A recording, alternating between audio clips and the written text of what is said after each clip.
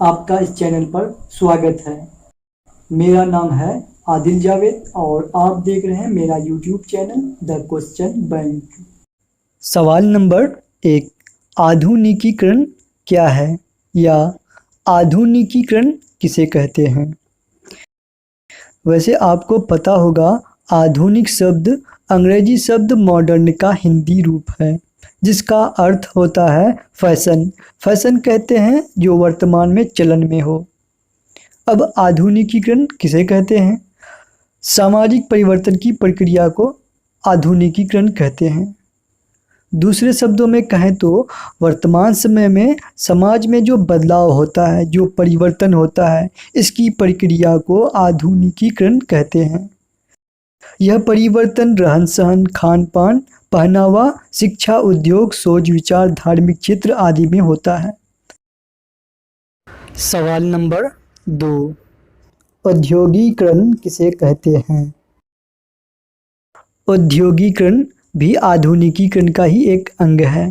औद्योगिकरण वह प्रक्रिया है जिसमें उद्योग धंधों का बोलबाला होता है, बड़े पैमाने पर ऊर्जा खपत होती है, बड़े पैमाने पर उत्पादन होता है और मशीनों द्वारा उत्पादन पर जोर दिया जाता है।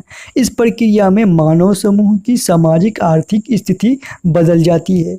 एक तरह से कह सकते हैं हम, औद्योगिकरण सामाजिक तथा आर्थिक प्रक्रिया का नाम है। औद्योगिकरण के कारण नगरीकरण में बल मिला, मतलब औद्योगिकरण के कारण ही नगरीकरण संभव हुआ है। औद्योगिक क्रांति किसे कहते हैं? 18वीं सदी के अंत में कपड़े मशीनों से तैयार होने लगे थे। मशीनीकरण की यह प्रक्रिया इंग्लैंड में शुरू हुई थी और फिर धीरे धीरे अन्य देशों में फैला। मशीनीकरण के कारण उत्पादन और उद्योग में विकास हुआ, अधिक मात्रा में कपड़े तैयार होने लगे थे। मशीनीकरण की इसी प्रक्रिया को औद्योगिक क्रांति कहते हैं। औद्योगिकरण के उद्देश्यों को स्पष्ट करें। औद्योगिकरण के 5 उद्देश्य माने जाते हैं। उद्देश्य के माने मकसद होता है। नंबर 1, उत्पादन को बढ़ाना, निर्धनता को दूर करना। निर्धनता मतलब गरीबी होता है। विदेशी विनिमय की व्यवस्था मतलब अदला बदली की व्यवस्था। यह प्रक्रिया 2 देशों के बीच होता है। लोगों को रोजगार प्रदान करना, रहन सहन और जीवन स्तर को बेहतर करना, ये सब औद्योगिकरण के उद्देश्य हैं, मकसद हैं। आधुनिकीकरण के विभिन्न क्षेत्रों को स्पष्ट करें। आधुनिकीकरण केवल एक क्षेत्र में संभव नहीं है, यह विभिन्न क्षेत्रों में होता है।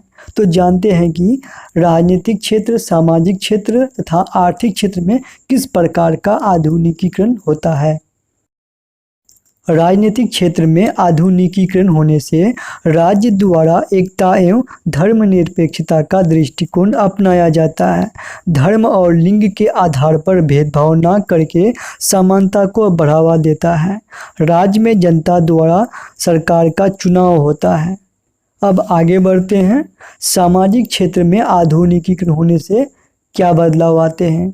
सामाजिक असमानता दूर हो जाता है। समाज में जो अंधविश्वास होते हैं वह दूर हो जाता है। समाज में नई रिवाज का चलन होता है और फैशन को अपनाया जाता है।